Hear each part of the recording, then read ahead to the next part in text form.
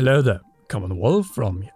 Breath of the Wild was the first title in the Zelda series with a paid expansion pass, and though it was good, it wasn't exactly up there with the best DLC we have seen. So will Tears of the Kingdom fix the Zelda DLC issue? But what issue really? After all, the 2017 DLC packs added new attractions, combat/puzzle challenges, dungeon, and even a new mode, but still lacked one thing: new land or regions to explore. That is probably why the Champion's Ballad wasn't as well received as Breath of the Wild earlier in the year. Understandably so, as the greatest appeal of modern Zelda is discovery, and look and behold, people missed more new outdoor, sunlit territories in Tears of the Kingdom. Naturally, Hyrule has been charted, but wait a minute, the same game confirms that a number of key NPCs, including from the main quest, moved into Hyrule after Link and Zelda defeated the Calamity. Which means that there are inhabited territories outside the Golden Lands, with their own settlements, landscapes, and so on. Now with that established, let's go for 2023 likes, and subscribe plus press that notification bell if you haven't already. Now what if, and I only say what if, the new foreigner, or as Japanese would say gaijin NPCs, are a tease of things to come. The ultimate paid Zelda DLC, or more precisely, expansion. When Link leaves Hyrule for a mission outside to say Yone's homeland before completing this one and confronting Ganondorf one final time. All before living happily ever after. Or in other words, one final hurrah for this Link before the Zelda team begins serious work on the next open-air game for the Switch successor, giving us some more new armor sets and weapons which this time are non-decayed as we are outside of Hyrule, so far better for fusing, but also required against stronger foes. This might sound far-fetched, but this DLC scenario is exactly what happened with The Witcher 3's second and final paid expansion, Blood and Wine, taking the hunter out of the danger of the Northern Realms and the wild hunt to the absolutely gorgeous Toussaint with its sprawling capital, Beauclair, providing 20 to 25 hours of additional content, plus some new mechanics added to the mix. All in a whole new map and territory that is well fresh and uncharted for any player, as none of what we explore is present in the main game, since you need some new stimuli as a motivation to soldier on in a rather difficult quest. And the same goes for Tears of the Kingdom, well that plus enhancements and a new mode. More so as we have charted this surface map for 6 years already, we've finished the new Sky Islands and have probably been drained by the depths. So what do we need? New land. When do we want it? Now. It can be a big island, or a collection of them, or a proper land in a faraway kingdom or domain. All it needs to be is unknown, since that is what is required after some slight Hyrule fatigue. A Hyrule that has gained new NPCs from the outside, and I need to see with my own eyes where they are from. Though there are more pressing reasons to go abroad. To locate the inexplicably missing, but definitely not forgotten, Rito Taskmaster. Cass, our accordion-playing bard who confirmed to us Zelda's love to Link.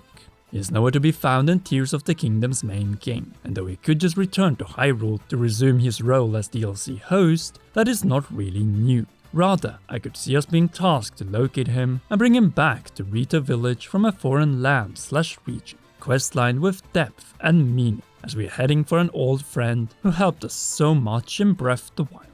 I am more than willing to run through fire to first locate him and then bring him where he belongs. Home, with us in Hyrule. Especially if we get to hear him voiced. Yes, singing, much like Jasqreate or Priscilla, the bards in The Witcher.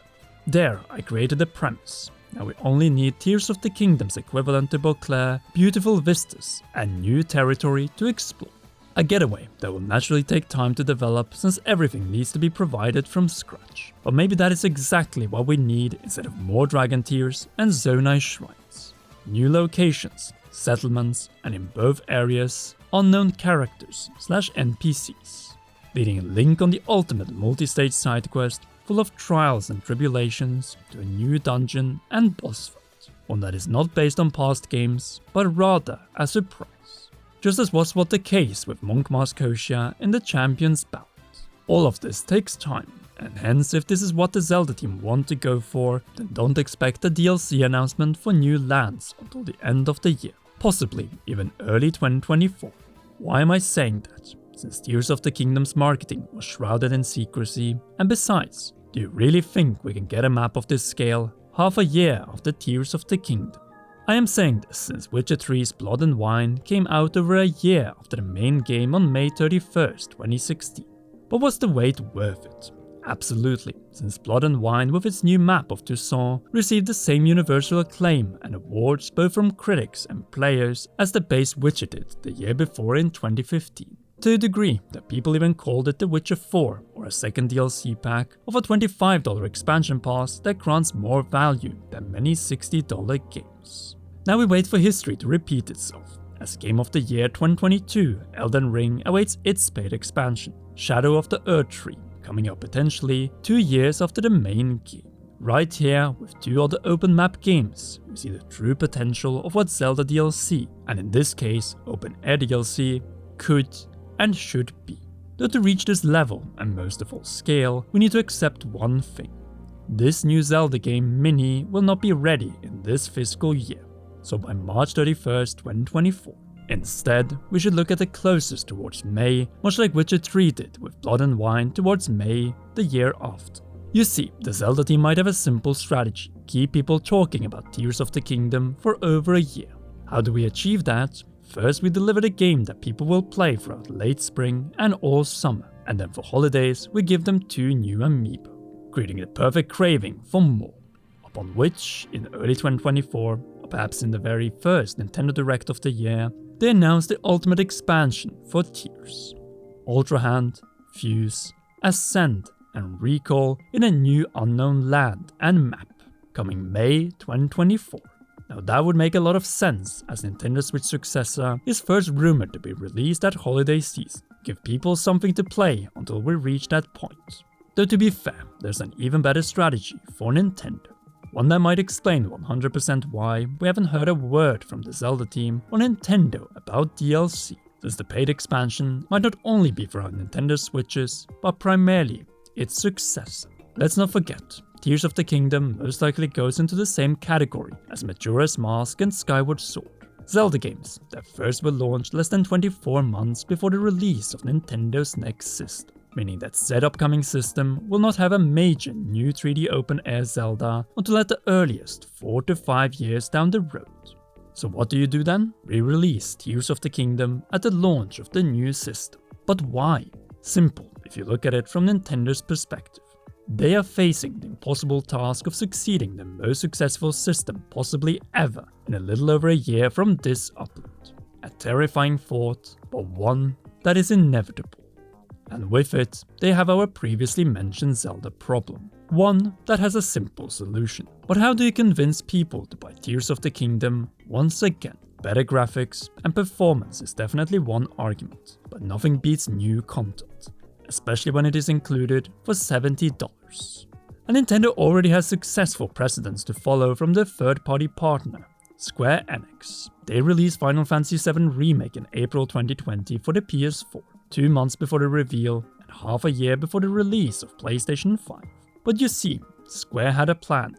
Final Fantasy VII Remake integrate PS5 Enhanced Edition the year after in 2021 with an included in the price expansion/campaign new story. You probably see where this is going. Tears of the Kingdom Deluxe Switch 2 Edition Holiday 2024. With better graphics, performance, and most of all, a brand new smaller quest and map to explore. Nintendo's own Blood and Wine, or at the very least, integrate. An expansion added to the main game that is quickly compared to the value of full release games. All because Nintendo will in such a situation also offer save data transfer of the main game from the Switch or OLED to the new system. A worthy send-off to this Hyrule in the end of 2024, so 10 years after it was first revealed, before setting out on the path of creating a completely new open-air title with a brand new map for 2030. Another late Zelda, but which again can be used with a deluxe version for the launch of the Switch successor's successor the year after. After all, Yona, we want to visit your home domain, hopefully by the end of 2024. But what do you think? Will we get DLC/expansion of Tears of the Kingdom set in a new land/map outside of Hyrule? And will it release before the rumored Switch 2 or for its launch as part of a Tears of the Kingdom Deluxe for said system? Sound off in the comment section down below. If you haven't already, then be sure to leave a like, subscribe and press the notification bell. And last but not least, a big thanks to you for watching until the end, and to all our patreon.com/CommonROM patrons, and in particular, Raw producer Charles Shash. You rock, and please enjoy one or both of these two awesome videos.